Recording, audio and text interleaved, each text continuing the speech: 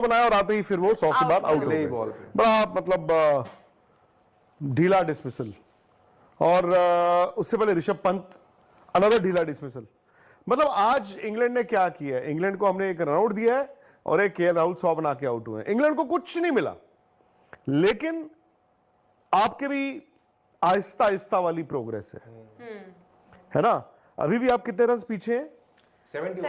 71 which means कि most likely India first inning lead लेगा ही लेगा। 100%। हो सकता है नेक्स्ट सेशन में आपको थोड़ा सा बेहतर स्कोरिंग रेट, 316 5 आउट है, जडेजा 40 रन पे खेल रहे हैं, उनके साथ नीतीश रेड्डी हैं।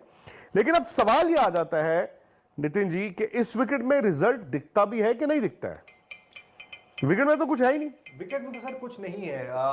रिजल्ट तो पता नहीं है, मतलब मुझे लग रहा है कि रिजल्ट आपको मिल जाएगा। क्योंकि अगर इंडिया यहाँ से पहले तो 387 करे, जो कि मुझे लग रहा है बहुत इजीली हो जाएगा। 70 रन आपको और चाहिए। अभी सुंदर ने भी बैटिंग करना है, सुंदर ने भी बैटिंग करनी है, तो वो तो नहीं है। प्लस मुझे लग रहा है कि अगर 50 60 रन 70 रन इंडिया और बना दे और फिर वो लीड जो है इंग्लैंड के पास, पता नहीं सेकेंड इनिंग में वो देखेंगे कि भाई इंडिया ने 387 तो कर दिए थे, लेकिन दूसरा जो मुझे एक डर सताता है वो कि चौथी इनिंग में आकर बैटिंग करना, वो कैसे होगा। तो लॉर्ड्स चलते ना, ये है कि 387 इंग्लैंड ये सोचेगा कि यार इंडिया ने तो बना लिए थे, हम इससे ज्यादा बनाए, लेकिन क्या वो बना पाएंगे? मुश्किल लगता है, क्योंकि इंग्लैंड सेकंड इनिंग में पता नहीं, मतलब यहाँ नहीं बन पाएंगे सर। मैं I won't be surprise now खुशी के मैच में रिजल्ट ना आए। मतलब मुझे लगता था कि रिजल्ट आएगा ही आएगा, आएगा ही आएगा, बट जिस तरह इतना ठुसा विकेट हो गया है, इतने स्लो मूव चल रहे हैं, मैं उसकी अब 10% प्रोबेबिलिटी रखता हूं।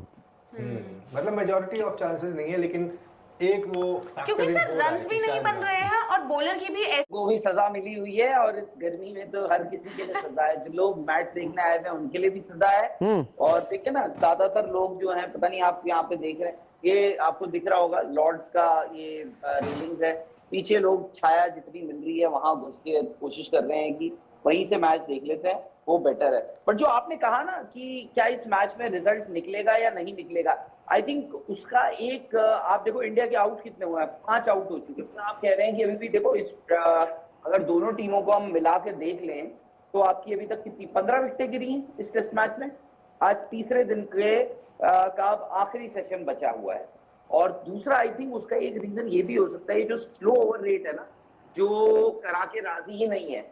मतलब आप प्लेयर्स को कुछ कह लो, आप अंपायर्स को कुछ कह लो, ऐसा लग रहा है कि सब मतलब नींद में बस चले जा रहा है, चलने दो। अच्छा, और बॉल देखनी है तो एक काम करो, मैच रोक के आपने पता चला वो डब्बा मंगा लिया, वो चेक कर लें।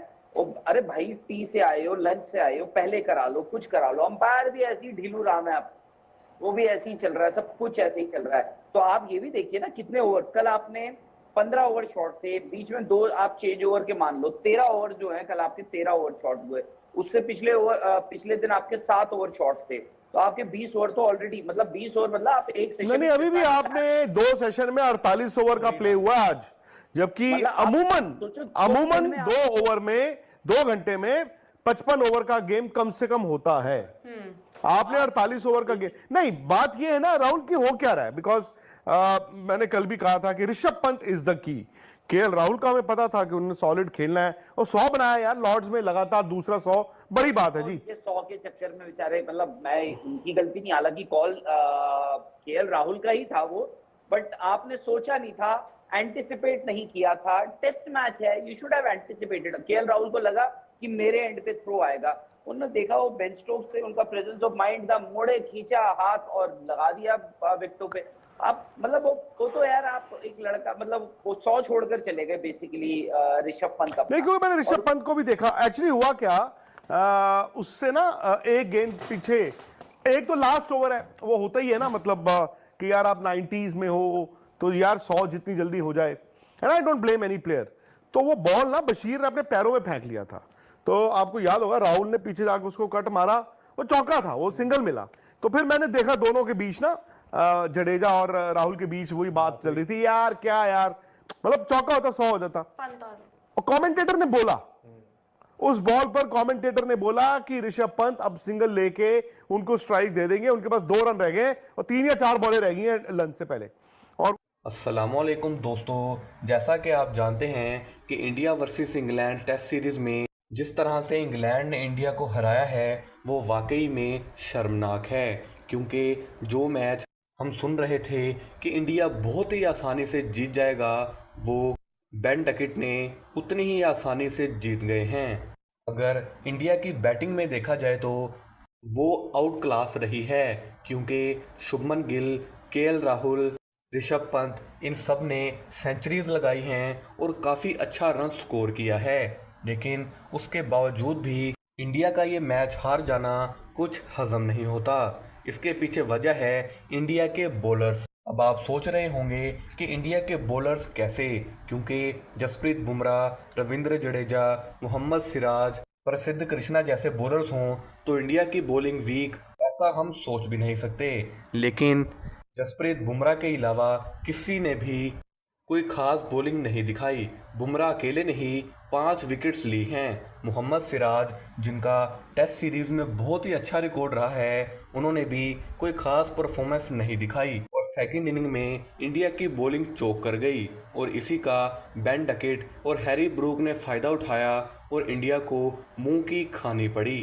और बुमराह से इतने ज़्यादा ओवर्स करवाने की वजह से उनके इंजरी के चांसेस भी बढ़ गए हैं और हो सकता है कि बुमराह आपको सेकंड टेस्ट सीरीज़ में ना देखने को मिलें, क्योंकि शुभमन गिल और जैसे कि बाकी कैप्टन्स करते आए हैं कि जब कोई भी बॉलर ना चले तो बुमराह को बॉल पकड़ा कर कहते हैं कि जाओ अब तुम ही हमें बचा सकते हो। अब सेकंड टेस्ट सीरीज में बुमराह अगर ना देखने को मिले और इंडिया की बॉलिंग तो वैसे ही वीक चल रही है, तो आप अंदाज़ा लगा सकते हैं कि इंडिया इस वक्त कहां स्टैंड कर रहा है। और दूसरी तरफ आपको बताते चलें कि एशिया कप 2025 सितंबर में खेला जाएगा और इंडिया वर्सेस पाकिस्तान, जिस मैच का हम सुन रहे थे कि अब शायद हमें कभी भी देखने को ना मिले, वो मैच भी खेला जाएगा। और इंडिया और पाकिस्तान का स्क्वाड हो सकता है कि जुलाई के पहले या सेकंड हफ्ते में अनाउंस कर दिया जाए। एसीसी का कहना है कि इंडिया वर्सेस पाकिस्तान मैच में ही सबसे ज़्यादा व्यूवरशिप आती है और ज़्यादा व्यूवरशिप मीन्स ज़्यादा पैसे, और एसीसी को यही तो चाहिए है। इंडिया और पाकिस्तान को एक ही कैटेगरी में डालने का मतलब ये है कि वो भी किसी तरह अपने टीवी राइट्स महंगे दामों बेचकर ज़्यादा पैसे कमाना चाहते हैं। लेकिन हमें तो मैच से मतलब है और वो हमें ज़रूर देखने को मिलेगा। लेटेस्ट अपडेट जानने के लिए हमारे